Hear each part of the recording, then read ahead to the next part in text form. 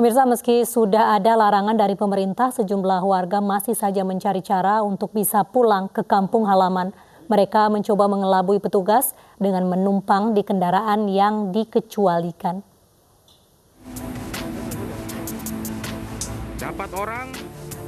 Larangan mudik dan sosialisasinya telah dikeluarkan pemerintah terutama di daerah pembatasan sosial berskala besar. Namun masih saja banyak masyarakat yang nekat untuk mudik dan mencoba mengakali petugas. Di gerbang tol Buah Batu, Bandung, Jawa Barat, tim gabungan mencegah kendaraan yang ingin masuk ke kota Bandung. Petugas memaksa kendaraan memutar balik, terutama mobil-mobil plat nomor di luar Bandung. Sementara di Cilacap, Jawa Tengah, polisi memberhentikan kendaraan yang mengangkut pemudik. Setelah diperiksa data diri penumpang, kendaraan dipaksa memutar balik.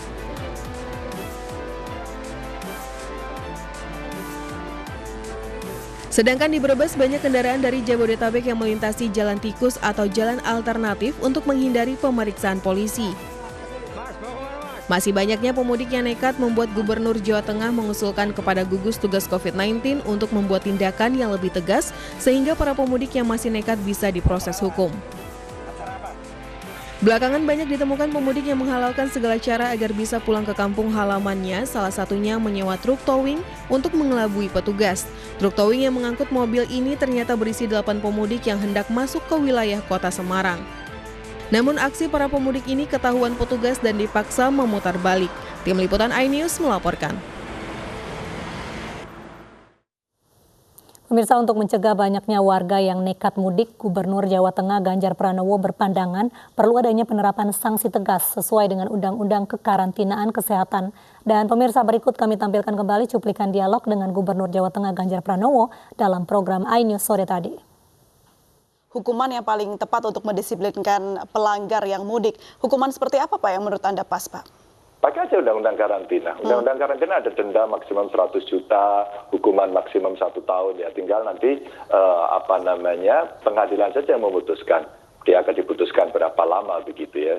Artinya undang-undang ini bisa ditegakkan begitu. Nah kalau kemudian ini tidak, kan tidak ada deterrent efeknya. Tidak ada efek jerahnya maka akan berjalan. Yang kedua, preventifnya mungkin lebih baik kali ya. Preventif yang lebih baik itu begini. Pagar mangkok itu lebih hebat dari pagar tembok. Kalau kita mau kasih tembok di pintu-pintu keluar ya, orang akan melompat. Mungkin temboknya dibolongin.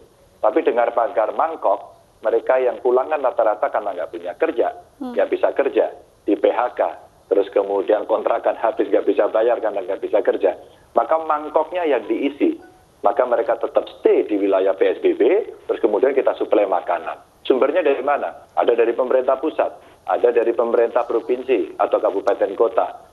Atau barangkali ya kita bisa bergotong royong. Pak Ganjar, ini warganya di Jawa Tengah nih, gitu. Oke, bisa dijamin nggak di situ? Nah, kalau kemudian itu bisa kita jamin, ya menurut saya selesai persoalannya. Tapi kalau kemudian tidak bisa, atau perlu kemudian kita membantu ke sana. Dan sementara ini Mbak, kami kemarin mencatat kurang lebih ya 60.000 lah, 60.000 lebih sedikit, yang kita minta untuk mendaftar.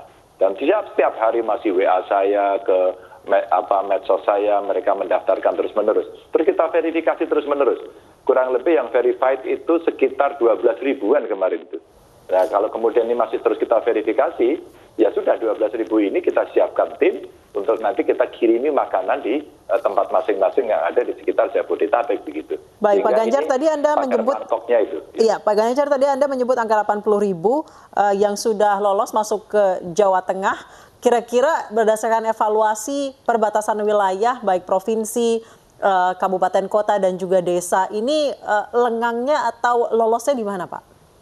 Lengangnya ya di checkpoint-checkpointnya kan mereka tadi sudah ada disiarkan oleh iNews tadi ya, Andekan Robo, jalur tikus dan sebagainya.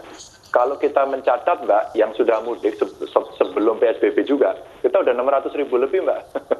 Wow. Itu udah 600.000 lebih, udah hampir udah banyak lah ya yang mudik. Bahkan sekarang banyak yang izin ke saya, bagaimana Pak, kami mau mudik boleh nggak, kami nggak dapat kerja ini.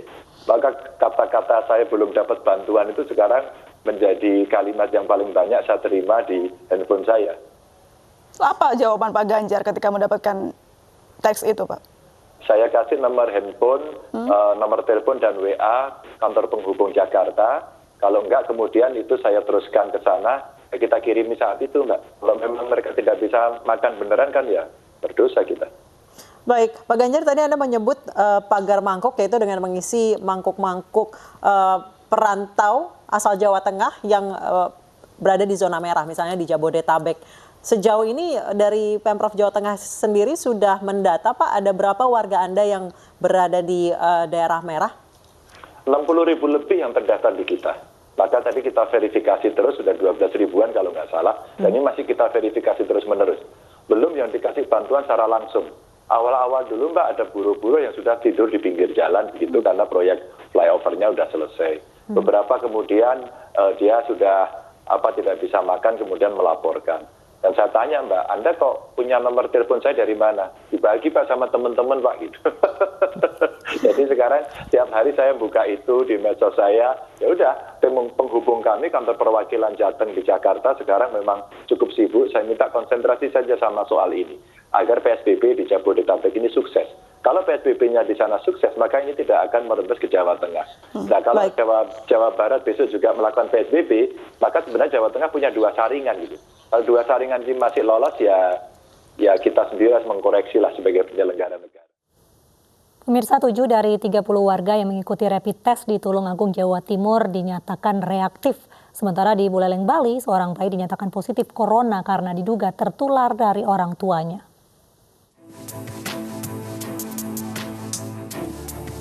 Pasca ditemukannya belasan karyawan yang reaktif saat rapid test COVID-19 pada Sabtu lalu, Senin siang sekitar 30 karyawan pabrik rokok Simustika mengikuti rapid test gelombang kedua di Puskesmas Bangun Jaya. Dari 30 karyawan yang diperiksa, 7 diantaranya reaktif.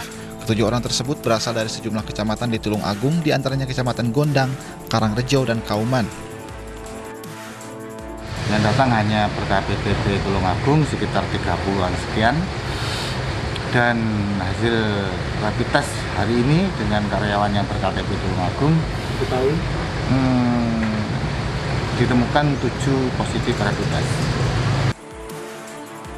Sementara itu, Bupati Tulungagung Marioto Birowo juga berencana akan melakukan rapid test terhadap karyawan pabrik rokok Trubus Alami yang berada satu lokasi dengan pabrik rokok Simustika. Untuk mengetahui apakah yang di Trubus ini juga ada saudara kita, para pekerja yang akan terindikasi. Nah, ini penting kalau harus dilaksanakan. Kita harus berpikir bagaimana upaya-upaya dalam rangka untuk memutus mata rantai penularan virus COVID-19. Sehingga hal-hal semacam ini kita lakukan.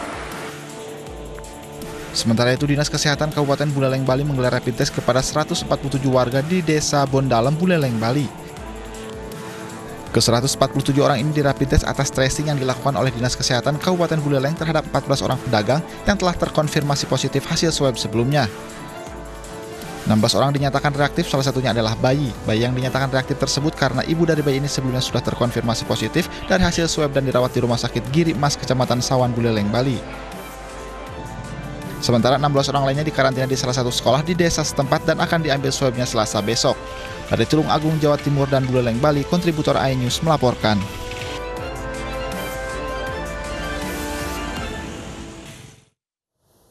Pasien positif corona di Indonesia terus bertambah. Hingga pukul 12 hari ini, 11.587 orang dinyatakan positif COVID-19, 1.954 sembuh, dan 864 orang meninggal dunia. Saudara-saudara, berikut akan saya sampaikan beberapa data yang kita dapatkan dari kinerja data selama 24 jam terakhir. Jumlah spesimen yang kita periksa sampai dengan saat ini sebanyak 116.861 spesimen. Ini berasal dari 86.061 orang pasien. Kemudian kasus positif terkonfirmasi bertambah 395 orang, sehingga menjadi 11.587 orang. Kasus konfirmasi positif COVID-19 yang sembuh bertambah 78 orang, sehingga menjadi 1.954 orang.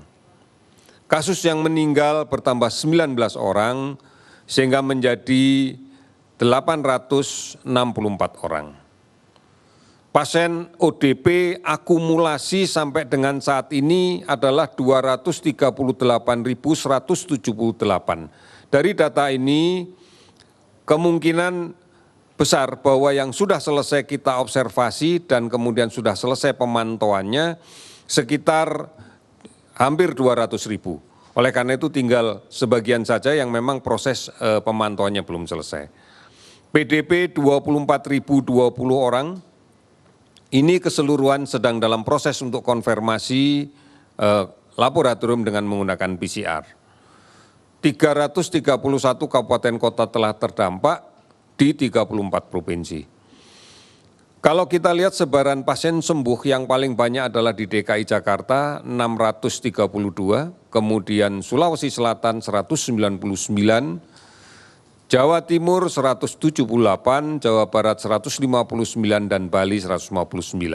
Dari total keseluruhannya adalah 1.954 orang. Saudara-saudara, inilah yang kemudian bisa kita sampaikan.